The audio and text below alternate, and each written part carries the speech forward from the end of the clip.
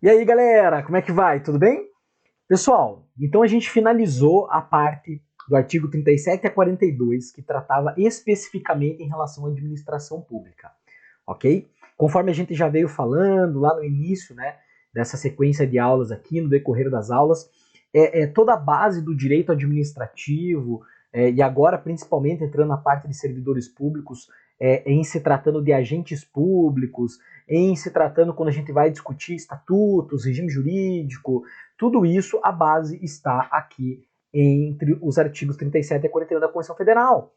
Então, muitas das vezes, para você, às vezes a tua dificuldade lá no direito administrativo é a falta desta base aqui. Muitas cobranças, até mesmo dentro do assunto agentes públicos, né, que é o assunto que nós entraremos agora, em tratar de uma das espécies de agentes públicos, e até porque aqui alguns positivos vão falar das outras espécies, algumas regras aplicadas às outras espécies, né, de agentes públicos, quando a gente se embasa na doutrina de Eli Lopes Meireles, onde ele vai classificar lá os agentes públicos em 5 espécies, né? Agentes políticos, agentes honoríficos, agentes delegados, agentes credenciados e agentes administrativos. E dentro dos agentes administrativos a gente trata de temporários, empregados públicos e servidores públicos. Legal? Então, realmente, pessoal, é um tema dentro do direito constitucional fatalmente cobrado em provas de concurso público, e mesmo quando ele não está expresso dentro da matéria de direito constitucional, ele tem todo o seu reflexo na disciplina de direito administrativo, inclusive também na parte em que a gente trata de previdência social, porque logo mais a gente vai chegar no artigo 40, onde ele na íntegra vai tratar da questão de regime próprio de previdência social. E ele vai também fazer links com regime geral e com regime complementar de previdência social. Legal? Então, realmente, são dispositivos 37 a 42 importantíssimos para concurso público. Né? Se o teu concurso público te exige constitucional e administrativo e também previdenciário, cara, não tem como. Você tem que estar por dentro dos dispositivos desse 37 a 41, esta base toda aqui que está dentro da Constituição Federal, que é a base para o direito administrativo e que se relaciona em grande monta com o direito previdenciário também. Legal? Então é isso aí, galera. Nos blocos anteriores, nós tínhamos concluído a parte de administração pública, vimos na íntegra o artigo 37 e o artigo 38, resolvemos algumas questõezinhas ali muito recentes de provas de concurso público, e agora a gente vai nos debruçar em relação aos servidores públicos. Tá aqui, galera. Tá aqui, ó. Então, servidores públicos, e como eu falei para vocês, ele vai começar aqui no artigo 39, e a gente vai no 40, e a gente vai no 41, e fechamos com o 42, que ele vai tratar especificamente de servidor público militar. Ok? Dos militares nós veremos lá quando nós chegarmos no artigo 42 aqui da nossa Constituição Federal. Legal? Então vamos lá, galera. Vamos lá, vamos iniciar aqui, e já de cara a gente já tem uma situação que a gente precisa aqui resolver, e é muito tranquilo de entendermos, tá bem? Se você pegar a tua Constituição Federal, você vai perceber que existem dois artigos 39 aí. Hoje, atualmente, existem dois artigos 39 aí, por conta de uma ação direta de inconstitucionalidade, isso lá de 98, tá? Essa ação direta de inconstitucionalidade número 2135, dígito 4, tá? Que ela não foi julgada ainda, ela foi julgada numa medida cautelar de suspensão do que a emenda constitucional integrou na Constituição Federal, mas é muito simples de nós entendermos aqui, galera, tudo bem? Olha só, pessoal, percebam que o segundo artigo 39 que você tem aí na tua Constituição Federal, ele diz que ela foi integrada pela emenda constitucional número 19 de 98, uma das reformas administrativas que nós tivemos lá no ano de 98.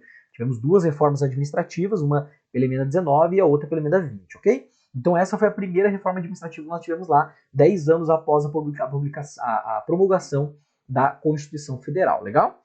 E, galera, esta emenda constitucional, então, trouxe essa segunda redação aqui, que eu nem vou me atentar muito a ela, ok? Nem vou me atentar muito a ela, porque ela está com a sua eficácia suspensa pelo Supremo Tribunal Federal, legal? Galera, Isso, então, significa que voltou a valer, inclusive nós temos uma situação em relação ao regime jurídico único, né? Essa até é a maior discussão em termos de tudo isso que ocorreu lá em 98, em relação à emenda veio, tirou a obrigatoriedade do regime jurídico único, posteriormente, então, foi impetrado uma DIN perante o STF, onde o STF, numa medida cautelar, suspendeu a eficácia do artigo 39 aplicado pela emenda e voltou a vigir aquilo que era originalmente da Constituição Federal do artigo 39, tudo bem?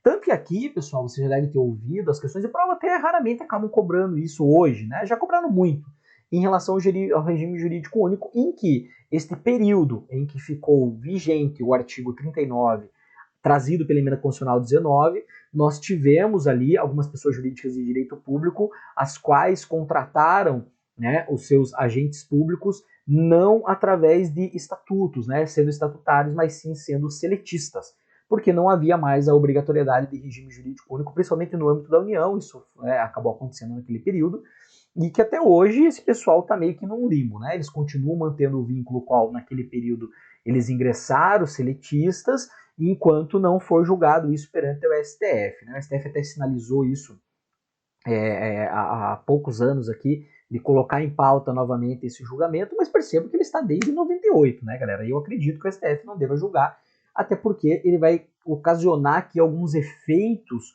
que a gente não sabe para que lado eles vão respingar, né? Porque o que ele vai dizer se de fato ele declarar inconstitucional o artigo pela emenda e aqueles servidores, né, servidores públicos que ingressaram no serviço público aí, que deveriam ter sido estatutários, mas entraram como seletistas. E daí, como é que vai fazer? Né, esse pessoal aí está tendo recolhimento da FGTS, porque eles são regidos pela CLT, né, como que vai fazer para consertar tudo isso? Então eu acredito que o STF vai acabar deixando aí esse pessoal lá de 98 se aposentar, né, e pronto, resolve o problema e lá na frente declara esta inconstitucionalidade do artigo 39 da emenda e beleza, tranquilo, volta ao texto original. Hoje, então, para nós, galera, e por que eu estou falando tudo isso, pessoal? Eu não estou falando isso para confundir vocês, pelo contrário. Porque é muito comum quando você abre a Constituição Federal e você verifica, o teu questionamento. Isso é muito comum em sala de aula, por exemplo, quando a gente está de forma presencial, os alunos questionando, mas professor, por que tem esses dois artigos 39 aqui? Não caem os dois em prova, tá, pessoal? Mas é que para vocês entenderem, então, qual foi o contexto que ocorreu lá em 98, veio a emenda, alterou o artigo 39 e, posteriormente, essa DIN aí, ela suspendeu a eficácia da emenda e voltou ao texto original, que é o que, inclusive, trata do regime jurídico único. Então, né, por um pequeno período, não havia a obrigatoriedade, isso lá na época do FHC, né, a obrigatoriedade de ser um regime jurídico único, e a União se valeu disso. Mas, quando foi o STF suspendeu a eficácia aqui, voltou-se a obrigatoriedade do regime jurídico único, ou seja, as pessoas jurídicas, elas precisam ter um regime jurídico que seja único, ou o estatutário ou o seletista. E isso é, em regra, dividido em termos da personalidade jurídica. Se é a pessoa jurídica de direito público, o regime jurídico único é estatutário. Se é a pessoa jurídica de direito privado, o regime jurídico único é seletista. Essa é a grande regra. Existem algumas exceções que o momento não é agora de nós comentarmos, ok? Então a ideia, pessoal, não é causar confusão. É realmente você se deparar com dois artigos 39 e você entender que o contexto dele é este e que a eficácia hoje, a validade hoje do artigo 39 é o que trata de regime jurídico único. Ok? Tudo bem aqui? Então olha lá. Então a gente esquece, não vamos nem comentar, eu vou colocar aqui com um taxado, galera. Claro, opa, ficou tudo azul, vai ficar azul. Eu vou colocar aqui com um taxado, só para nós sabermos que hoje não tem, a eficácia dela está suspensa. Ok? Então, se está suspensa, não é isso que é cobrado em prova. Quando cair em prova, ele vai cobrar em relação ao artigo 39 original da Constituição Federal. E que diz o seguinte, galera, nessa introdução aqui de servidores públicos. A União, os Estados, o Distrito Federal e os municípios instituirão, no âmbito da sua competência, regime jurídico único e planos de carreira para os servidores da administração pública direta, das autarquias e das fundações públicas. E aqui ele quis dizer fundações públicas de direito público, ok? Então toda a galera de direito público, os entes federados, União, Estados, DF, municípios, eles vão instituir um regime jurídico único, que em regra as pessoas jurídicas aqui de direito público instituem o regime chamado de estatutário, que é a grande regra, tudo bem? Ok? Legal, galera, a gente tem algumas peculiaridades, principalmente em relação aos municípios, que isso a gente vai tratar no decorrer dos artigos aqui, para ficar mais claro para você em relação a isso. Então, guarda no primeiro momento que cada ente federado precisa instituir o seu regime jurídico que é único, ok? Planos de carreira para os servidores, tanto da sua administração direta quanto na indireta no âmbito das autarquias e fundações públicas, e essas aqui de direito público. Legal? Tranquilo? Artigo 39, né? O foco é regime jurídico único, não pode ser híbrido. Eu não posso estar contratando estatutários e também contratando seletistas dentro da mesma pessoa jurídica. Isto é o que hoje é válido com o retorno do artigo original 39 da Constituição Federal, através da ADIM ali, do STF. Beleza? Tranquilo? Uma informação bem simples aqui, mas realmente a gente precisava discutir esses dois artigos 39 que hoje você pega na Constituição Federal. Os dois constam lá, só que um com uma eficácia suspensa, conforme nós discutimos aqui. Legal? Maravilha, galera! Então, seguindo, vamos agora para os seus parágrafos do artigo 39. Deixa eu pegar aqui. Legal. A fixação dos padrões de vencimento, então dos padrões de vencimento e dos demais componentes do sistema remuneratório observará. Galera, perceba o seguinte, nós já tínhamos discutido isso antes na parte da administração pública, que você tem que tomar cuidado que existe o termo vencimento, existe o termo remuneração e existe o termo subsídio, ok? Nós vimos lá que o vencimento ele faz parte da remuneração juntamente com as vantagens do cargo e as vantagens individuais. Somadas as vantagens com o vencimento, nós temos a remuneração. Já o subsídio é tratado como parcela única. Tudo bem? A gente vai discutir isso aqui também ao longo dos outros dispositivos aqui, 39 a 41. Mas lembre-se disso. Então ele está falando a fixação dos padrões de vencimento, aquele que está contido dentro da remuneração. E dos demais componentes do sistema remuneratório, então ele está falando agora das vantagens. Ok? É disso que ele está falando no parágrafo primeiro. Observará, aí ele nos traz os incisos. Primeiro, a natureza, o grau de responsabilidade e a complexidade dos cargos componentes de cada carreira. 2. Os requisitos para a investidura. E 3. As peculiaridades dos cargos. Galera, o que ele está resumindo aqui? Às vezes cai numa literalidade, por isso que é importante. Por isso que é muito. Teve uma prova recente que ele uniu esses 3 incisos aqui juntos, ok? Uniu esses 3 incisos juntos e cobrou numa alternativa de questão. Então, as questões, galera, de direito constitucional como um todo, elas têm um grande volume de questões literais. Por isso que é importante nós passarmos aqui pela letra da lei, claro, entendendo todo o contexto.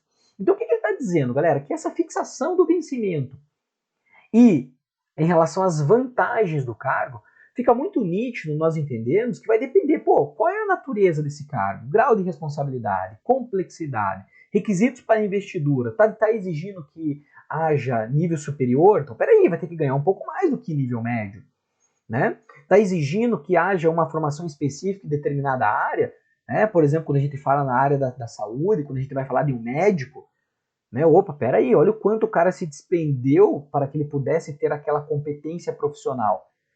Então vejam que isso que está aqui é que vai demonstrar o quanto o teu vencimento, somado às suas vantagens que você tem a remuneração, o quanto você vai ganhar no cargo. E a gente percebe isso no serviço público, né? Se é o cargo de nível médio, até mesmo nível fundamental, né? Então concursos de nível fundamental, a remuneração que dentro consta o vencimento vai ser tanto. Depois de nível médio, sobe um pouquinho mais. Depois de nível superior, sobe um pouquinho mais. Mas depois ele pode ser uma formação específica, então vai subir um pouquinho mais. A gente vai também ter provas de títulos ali para o cargo, né? Exigindo determinados títulos ali que o candidato venha a ter. Sobe um pouquinho mais. Então é isso que ele está falando, galera. Então a fixação dos padrões de vencimento e dos demais componentes do sistema remuneratório observará. a natureza, o grau de responsabilidade e a complexidade dos cargos componentes de cada carreira, os requisitos para investidura, as peculiaridades dos cargos. Né? Um outro exemplo muito nítido, quando a gente pensa em Receita Federal, auditor fiscal da Receita Federal do Brasil e o analista tributário da Receita Federal do Brasil. Nós percebemos que o auditor ganha mais do que o analista. E por que existe essa diferença? Porque as peculiaridades e o grau de responsabilidade do cargo trazido pela lei do auditor é muito maior do que o do analista. E por isso que o auditor vai trazer nele uma remuneração maior, talvez até mesmo o vencimento que compõe essa remuneração. Se você abrir a remuneração dele e pegar o vencimento ali já deve ser maior do que o vencimento do analista tributário. Tudo bem? Então é isso que ele está falando no parágrafo 1º, como que a gente vai, como que a administração pública deve analisar o valor do vencimento e também o valor da remuneração, verificando esses 3 incisos aqui do parágrafo 1º do artigo 39. Legal? Bem tranquilo de compreendermos isso, galera. Legal. Parágrafo 2º. A União, os Estados e o Distrito Federal. E aqui a gente já tem que a primeira informação. Lembra que eu falei para vocês que independentemente do cargo, tá, galera? A gente pega até cargo de juiz, que é cobrado literalidade. Então veja que você, claro, tem que ter o entendimento no envolto do dispositivo, mas a literalidade você tem que tomar muita calma. Tem que ter muita calma na análise dela, ok? E resolver um caminhão de questões, que é aí que você vai verificar ali qual é a malícia que cada uma das bancas, cada examinador vem trazendo nas questões de prova, ok? Aqui, galera, já no primeiro momento, perceba o seguinte. Ele está tratando, galera, da união dos estados e do Distrito Federal. Ou seja, ele não está trazendo essa obrigatoriedade para os municípios. Vamos só concluir o parágrafo 2º e eu já dou uma ideia em relação aos municípios, ok? Olha só. A União, os estados e o Distrito Federal manterão escolas de governo. Então, olha só. Manterão escolas de governo para a formação e aperfeiçoamento dos servidores públicos, constituindo-se a participação dos cursos. Olha que importante isso aqui, galera. Constituindo-se para a participação nos cursos um dos requisitos para promoção na carreira. Ok? Então você dentro do serviço público federal, estadual, distrital, esses entes federados têm obrigatoriedade de manter escolas de governo. Para quê? Curso de aperfeiçoamento dos seus servidores públicos. Para que o atendimento na administração pública, aos administrados, né, o serviço público, ele respeite, por exemplo, o princípio da eficiência que nós vimos. Ok? Nós vimos lá o princípio da eficiência, que inclusive foi ingressado junto com essa emenda constitucional 19, lá de 98. Legal? Então você precisa estar em constante aperfeiçoamento como servidor público. Então, esses 3 entes federados manterão uma obrigatoriedade de escolas de governo para a formação e aperfeiçoamento dos servidores públicos, constituindo-se a participação nos cursos um dos requisitos para a promoção na carreira. Então, lá dentro, galera, desta carreira, quando a gente estuda isso mais propriamente dentro dos agentes públicos, a gente verifica lá que a carreira através de níveis e através de classes. Então, classe A1 vai para o nível 2 da classe A, vai para o nível 3 da classe A e assim por diante, até você mudar de classe para B. Aqui a gente está falando de progressão na carreira e promoção. A promoção é você pular de classes, da A para B, para C, da C para D, até você finalizar a sua carreira dentro do cargo ao qual você está, se encontra. Ok? Então, para que você tenha essa promoção na carreira, que ela vai acontecer por antiguidade ou por merecimento, então aqui a gente está falando muito mais pela questão do merecimento, ok? Ou você, como servidor público desses entes federados aqui, precisam participar desses cursos, os quais sejam disponibilizados a vocês. Isso aqui é muito comum, você supõe que está o tempo todo. Inclusive essa parte, a segunda parte ali a gente vai ver que é o que mais acaba acontecendo de verdade, ok? Daí, facultado, galera, agora na sequência aqui. Facultada para isso a celebração de convênios ou contratos entre os entes federados. Sim, isso é muito comum de acontecer, galera. Então você tá lá num ente federado, tá, no estado, em que o Estado ele pode até manter uma escola de governo, mas em alguns momentos, por exemplo, eu preciso que a galera entenda do envio de processos ao Tribunal de Contas. Isso não precisa acontecer diretamente pelo próprio Estado. Então, isso pode, na escola de governo, isso vai acontecer pelo Tribunal de Contas. E ele vai dar lá um curso de aperfeiçoamento voltado para determinada instrução normativa de determinado Tribunal de Contas, para que o servidor entenda qual é o procedimento de envio desses processos ao Tribunal de Contas. Então, os entes federados poderão celebrar esses convênios, o contrato, entre os entes federados. Então você é servidor do Estado, mas você pode mandar você sendo servidor do Estado, o teu Estado pode mandar você fazer um curso no âmbito da União. Ok? Ou vice-versa, não há problema. É isso que ele está dizendo. Facultada, para isso, a celebração de convênios ou contratos entre os entes federados. Então pode ser que não necessariamente um Estado ele detenha todo o arsenal de cursos que o servidor em determinada área precisa ter. E ele faz um convênio, um contrato com outro ente federado para que ele possa enviar esses servidores para terem esses cursos em outro âmbito. Ok? Então é isso que ele está dizendo.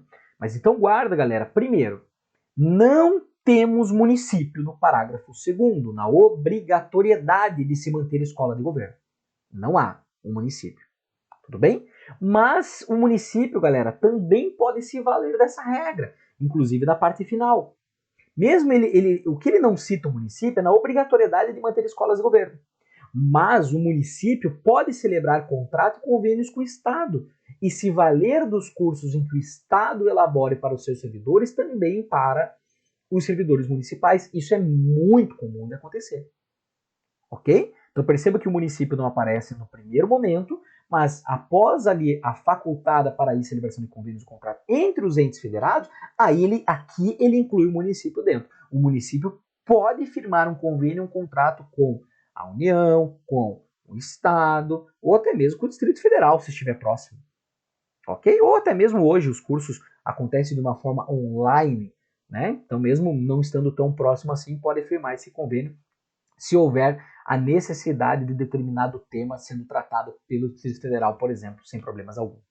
Ok, galera? Mas guardem que no primeiro momento não há. E por que não há essa obrigatoriedade, pessoal, em relação aos municípios? Galera, vocês têm que tomar cuidado que existem alguns dispositivos constitucionais em que realmente ele vai impor uma obrigatoriedade aos 26 estados, Distrito Federal e à União e não vai ao município.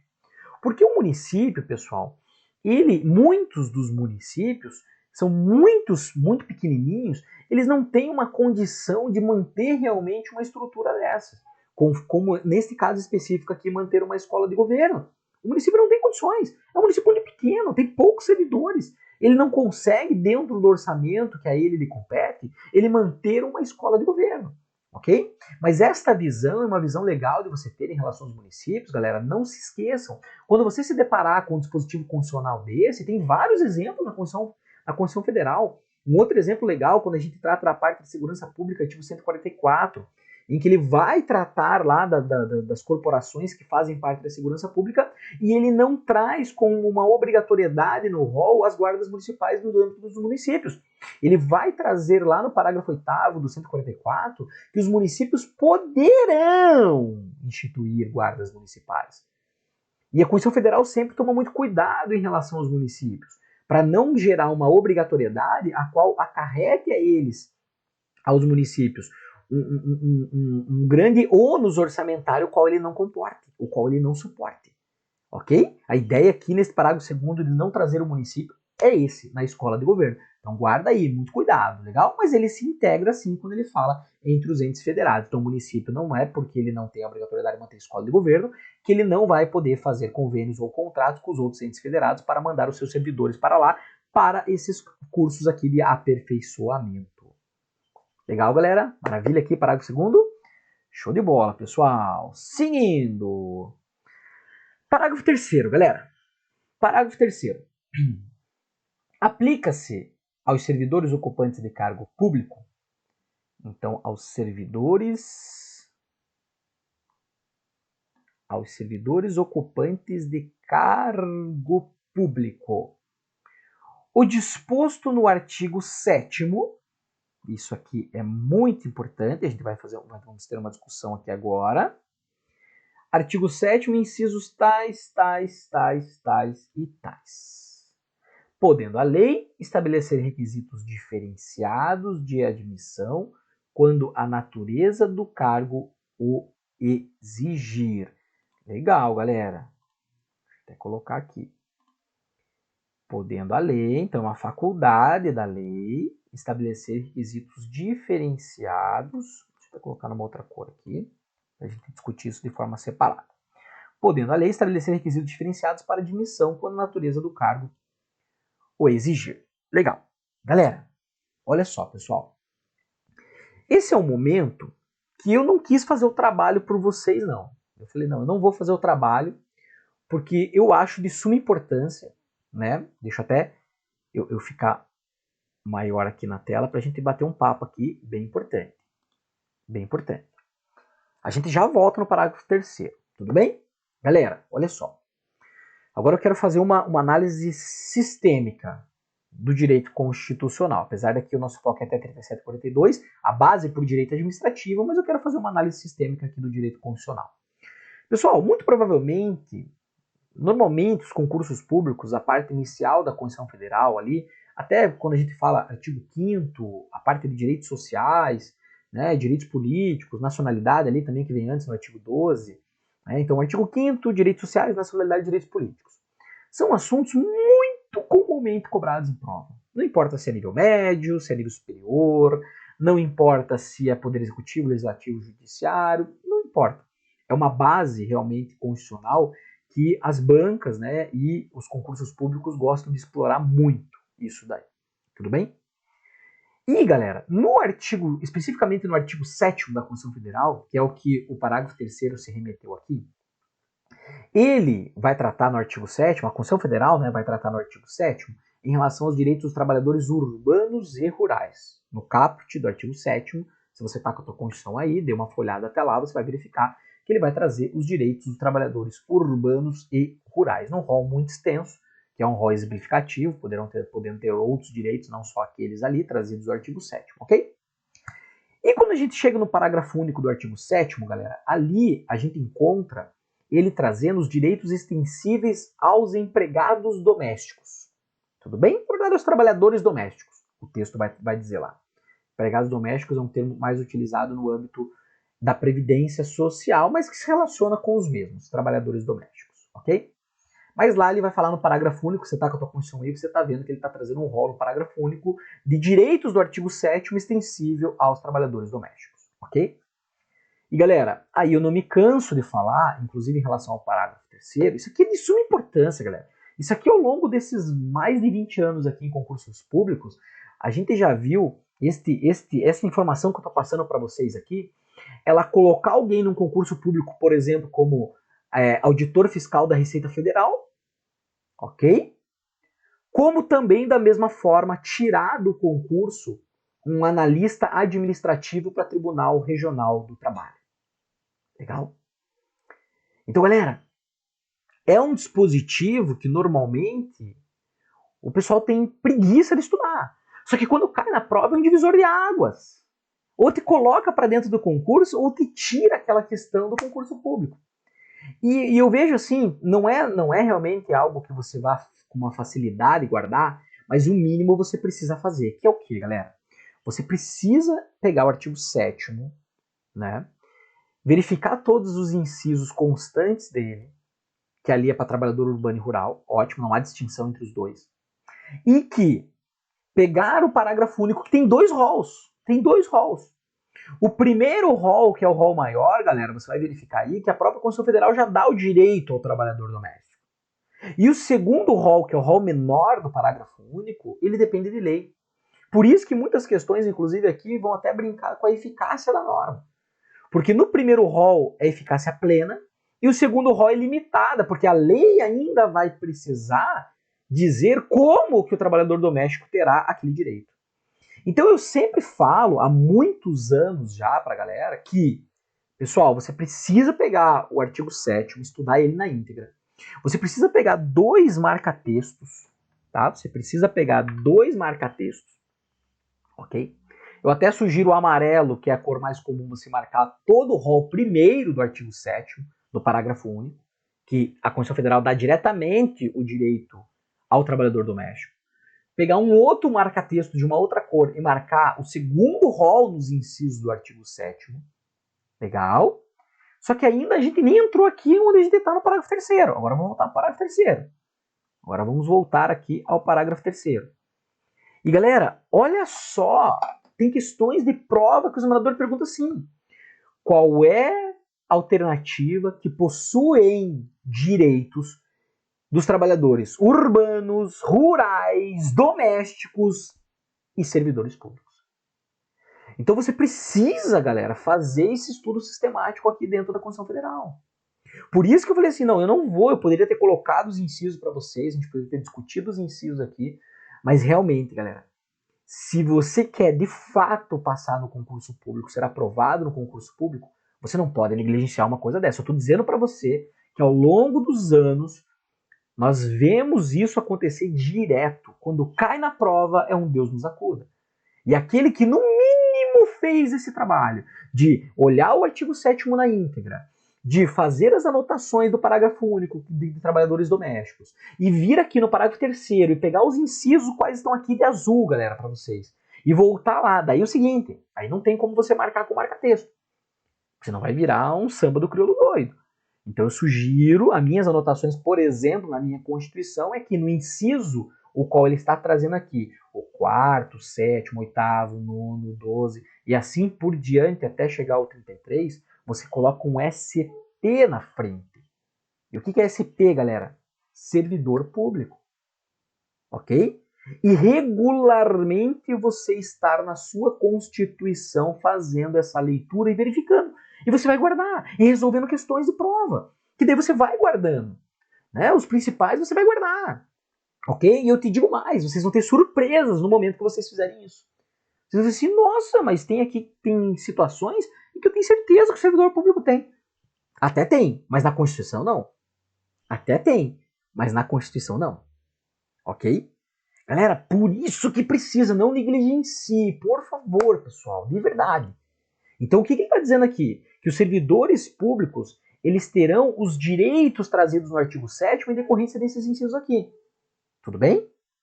Então esta é a primeira parte. Então, por favor, eu expliquei muito bem aqui para vocês compreenderem o que vocês precisam fazer. Artigo 7º, parágrafo único, distingue os 2 rolos que estão lá, porque é muito cobrado em prova, eficácia plena e eficácia limitada. Ok? Primeiro rol é eficácia plena, segundo rol é eficácia limitada. Vai ficar claro na leitura do parágrafo único. E, juntamente, você vai pegar esse parágrafo 3º e vai fazer essa anotação nos incisos os quais ele demonstra aqui lá no artigo 7º, SP do lado. Pronto, galera, regularmente, talvez naquela semana antes da prova, dá uma olhadinha, porque se cair, cara, e você acertar essa questão, é o que vai te colocar para dentro. E, infelizmente, se cair e tu errar, pode ser que tu coloque para fora. Então não negligencie isso, tudo bem?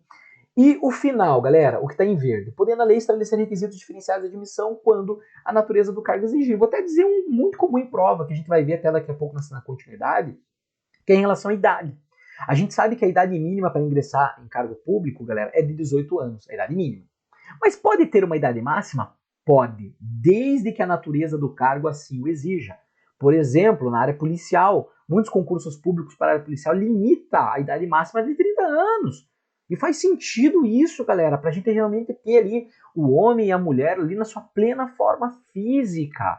Então é realmente plausível de acordo com a natureza do cargo. A natureza do cargo exige que haja isso. E é isso, então, o maior exemplo que a gente pode colocar nessa parte em verde que está no final do dispositivo. Podendo a lei estabelecer requisitos diferenciados de admissão quando a natureza do cargo o exigir. Legal? Galera, deixa eu dizer um negócio para vocês também. Cuidado, tá? A lei, galera. A lei. Tudo bem? A lei. Por que a lei, galera? Porque algumas questões de prova, ele vai te dizer que o edital do concurso público, ele trouxe requisitos diferenciados para esta admissão. Aí não. Se tiver só no edital e não estiver em lei, aí não pode. Tudo bem? Aí não pode, tem que estar na lei em que instituiu o cargo. Por exemplo, é muito comum cair em prova assim, exame psicotécnico, mas a lei falou que ia ter esse exame psicotécnico na admissão do servidor público? Não falou, então não pode, porque é a lei, galera. A lei, a faculdade de Constituição dá, é a lei determinar requisitos diferenciados para admissão, ok? Idade, fases do concurso, pode ter requisitos diferenciados? Pode, desde que sejam justificáveis pela natureza do cargo. Ó, tá escrito aqui, galera. Pela natureza do cargo. Pela natureza do cargo. Ok? Se for justificado pela natureza do cargo, ok. Maravilha. E a lei é que vai ter que trazer esse requisito diferenciado. Legal, galera, essa discussão aqui que nós tivemos, esse bate-papo. Por favor, não negligenciem, galera.